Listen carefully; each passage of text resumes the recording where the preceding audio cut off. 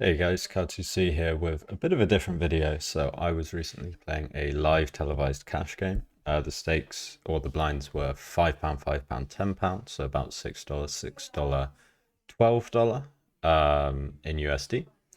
And this is going to be the first hand. This hand's actually a bomb pot where all players have put in £25. So it's eight-handed, so there's 200 in the middle. And yeah, let's play the hand. Cash out satellite has just started, just with 16 at the minute.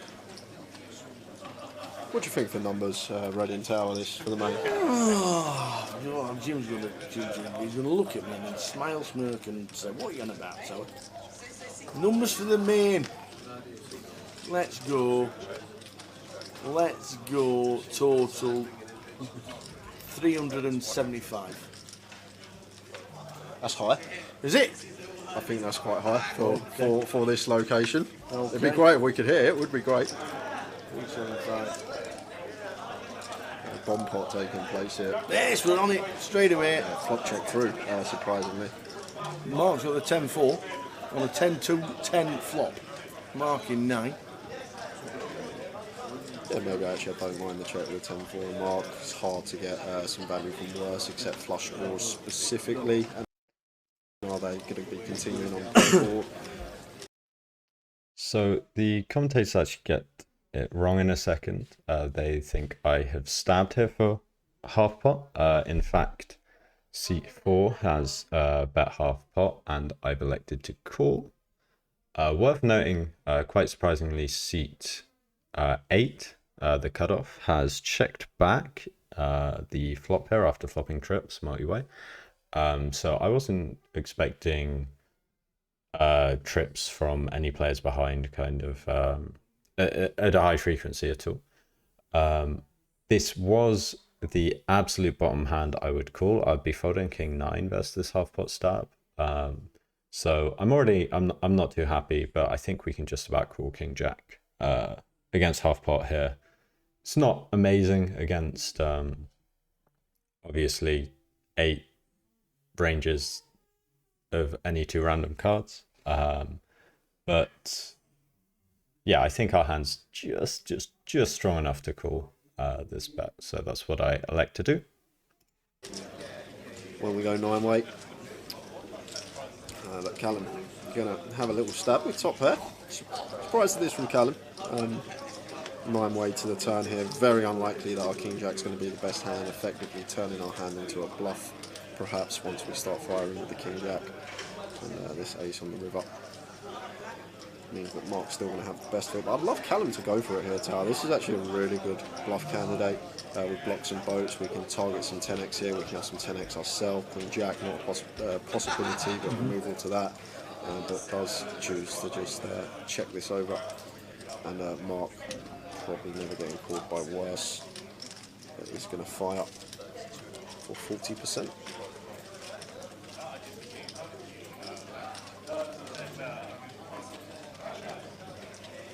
Love to see a raise here from Callum. I think it fold with the ace from Sam. Mark's pretty sharp. So we get to a river, and it's the worst card in the deck. Oh, I guess the ace of diamonds could be worse. So we obviously don't beat anything. The commentators mention, I think quite correctly, that I have a very good bluffing candidate. However, I don't believe I can pure bluff all my king jack and king queen combos. I'd also, whenever I play live, I choose suits that I will be most aggressive and least aggressive with to act as an RNG. And for this session, hearts were my most passive suit and spades were my most aggressive suit. So I think I might have gone for a bluff here, turn my hand into a bluff, if I'd had the jack of spades or king queen with the queen of spades. However, with the heart, I just went for the check. We face a 200 pound bet, so 40% pot bet. Seat 4 quickly folds an ace, which is, I think, a fine fold. You're kind of calling for a chop at best. It's hard for him, for the cutoff to be bluffing this spot, unless he has like a queen or jack high flush draw typically. So I think good fold from seat 4 with the ace-9 of diamonds. The commentators also mentioned I could check raise here, and while I think this is a decent play, I also think we're not going to get too much credit for having a value hand when we check with just one player left to act. So say if I was in seat 4 instead of seat 6, I had 2 players left to act behind. I think a check raise would make a lot more sense because we'd be giving 2 players the opportunity to bet. So the check raise with value becomes more appealing, and therefore we're going to check raise more with bluffs as well. I think when I'm kind of the one in the middle, I'm not going to get too much credit here, I think, for value hands, so I just decide to let this one go. So that's the first hand, and let's go on to the next one. So on to the next hand, and we have ace 7 in the big blind, and there is a straddle on to £25, so it is 5, 5, 10, 25. Because of all the dead money in there, I think it's mandatory that we have a limping range here. So I'm going to play a mix of limps and big bets. A7 off's kind of a hand I don't love the idea of limp calling too much. Tends to under-realize out of position post-flop. So I prefer to put this one into the raising category and have more limp calls as hands like maybe Queen Jack offsuit, those sort of holdings that are going to realize their equity a bit better in these limp call lines. So yeah, I like to raise this one up. As possible, if you've been to WSOP on breaks, you'll know sometimes can be a queue for the toilet. So I was just getting out quick as possible and just happened to be walking behind D-Nex as he was recording. I did not get my phone back, unfortunately, Kieran. Caused a lot of hassle, but not much I can do about it now. We just get on with it and get a new phone, sort it all out.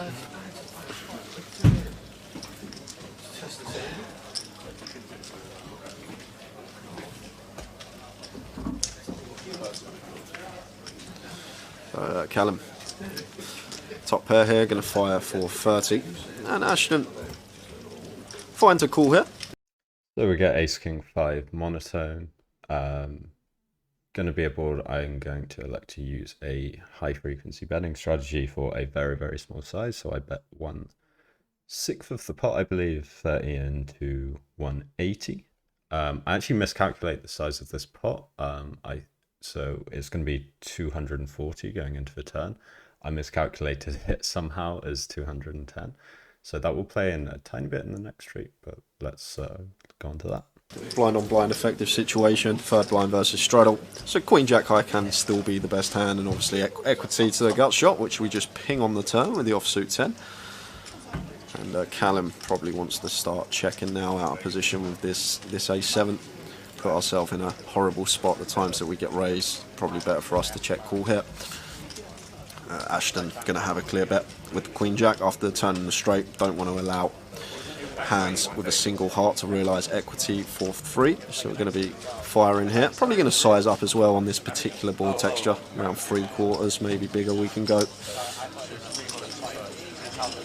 And Oxford just south of pot size, 225 into 240. So our opponent bets 225 here. As mentioned, I thought the pot was 210, so I actually thought in game that this was a small overbet. Doesn't make a huge difference whether the pot's 210 or 240. In either case, our opponent is very polar here. He's repping at least, I would say, ace jack. But I think if the pot were 210, this is kind of more repping 2 pair plus. With it at 240, I think ace jack's totally fine. Value bet for this size. So yeah, worth keeping in mind, we do not beat any value bets here. So if we are not beating any value bets, we want to look at A, our blockers, and B, how we can improve on future streets. So having an ace, very good. We block we block for top pairs, ace jack. I don't think this player ever has ace queen in this spot. I've played with Ashton quite a lot live in London, and I very much doubt he's ever flatting ace queen here pre-flop. So I think it's really ace jack, and then the two pairs. So he has some ace 10 offsuit, but not full frequency, some ace jack offsuit, not full frequency, and some ace 5. Again, I think only ever offsuit. And again, I don't think at full frequency. So not a whole bunch of two pairs. So our ace blockers block some value for sure, but not amazingly so. We don't block any straights, any flushes. And also we have no chance to improve, so I'd much prefer to call a hand like even just king jack without a heart here, an a7 where we block some straights, we have some outs to improve against two pairs. And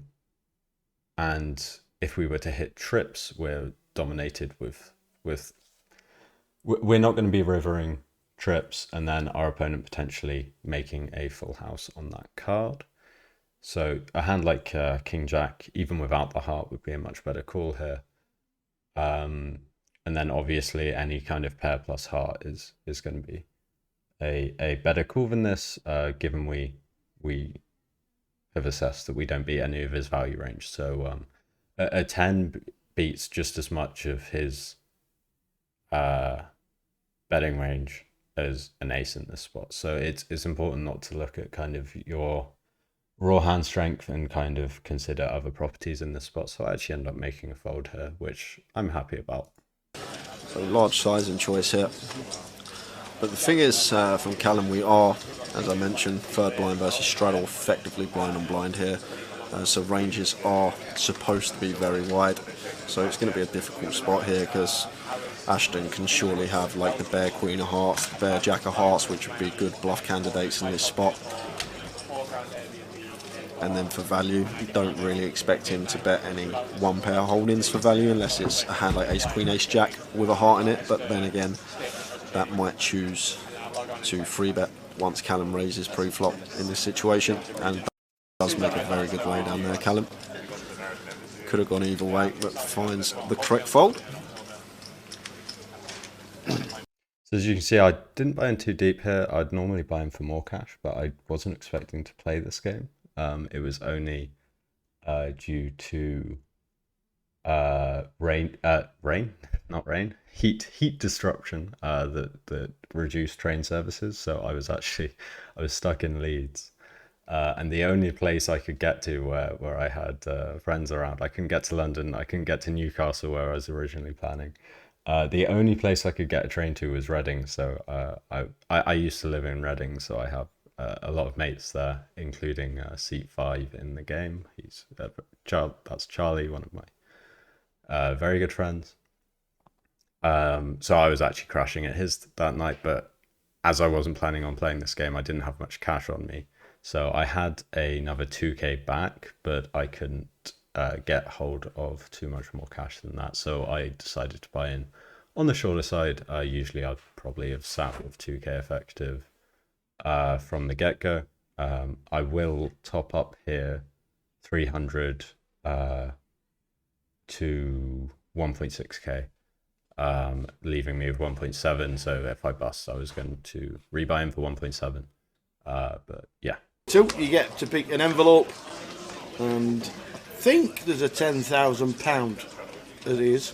So I did see somebody posting on social media. And you know when your fingers type and your brain's not really functioning with your fingers? Yeah. Somebody said, I can't believe Grosvenor are running a bounty at Goliath and there's no 100k bounty. So the next hand starts with us opening up King Queen suited from undergun. I'm choosing a 2.5 open size from all positions apart from the cutoff and button, which I'm going to open 3x. So yeah, very standard open, and we get flooded by the cutoff with pocket sevens. Don't you think you should be having bigger bounties? The World Series run bounties, and the biggest prize was $1 million.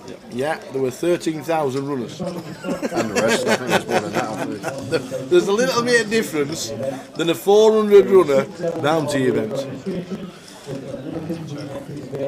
Aaron and Barney Boatman on Twitch, and Jack's tuning in the chat. JBH Infinity. Good evening to you both. How many are left in the mini? There are 5 left in the mini. We'll try and get the names at the break. We'll get Jay around with his pen and pencil very shortly to give you the 5 names who are still in. So we get Queen 9-7 monotone. A board I'm going to simplify to a range check. Our opponent has far less offsuit stuff than us. He's also concentrated to pocket 7s and pocket 9s quite a lot when he flats.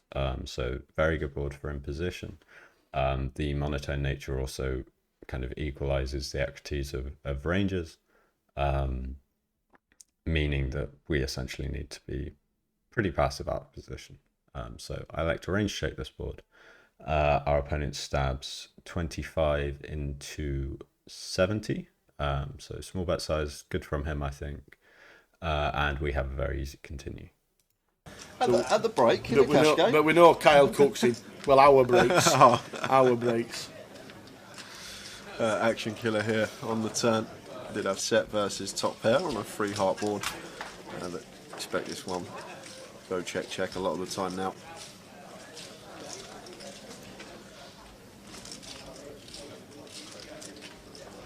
So we get the 8 of hearts turn, and I think I'm not going to develop any leads here. So I check it over onto my opponent. This also wouldn't be a hand that I'd ever use it in a leading range if I was trying to construct one. And we see the check behind from pocket 7s, which is totally standard. And let's see a river.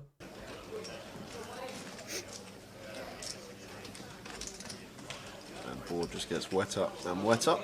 So I think this is just going to be check tower, and Rafa's going to take this one with a set of 7s. There's Callum thinking about potentially turning this king queen of clubs into a bluff here. As the opener under the gun, we'll have ace of hearts and king of hearts in there, and it's going to pick a nice spot to fire here. In for 80. So 2/3 size and choice from Callum.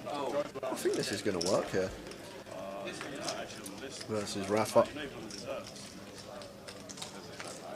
I think we need Callum. And we get the 10 of diamonds river. Obviously we are extremely close to the bottom of our range. As mentioned on the flop, we are checking our range. We have a bunch of medium to high hearts here, and I think once our opponent checks back for turn, I would value bet as thin. I'd value bet any flusher. Even pocket 5s with a heart, I would be value betting river. Maybe 5s is a bit thin. It's borderline. 6s, I think we can value bet for sure. And definitely any better than 6s is like the 6 of hearts is a very clear value bet. I'm not value betting a straight, especially not for this size. If I were to bet a straight, I think King Jack is definitely worth a value bet, but again, not for 2/3 pot. I think you'd want to go very small, like something like 20% pot as a block, and then you can potentially mix in some straights in there. Potentially, given I have a king blocker, this could be kind of a good hand to actually mix into that, like 20% bluff sizing. But I decide to go for the 2/3 sizing here, kind of wrapping a heart, of which I have plenty. Again, we're close to bottom of range after we check call flop, and this run out comes. So going to be pure bluffing this hand. I do think we can mix the sizings between wrapping a straight and wrapping a flush. And yeah, I just think this is a kind of mandatory spot to bluff, and we fold out the set, which is very nice.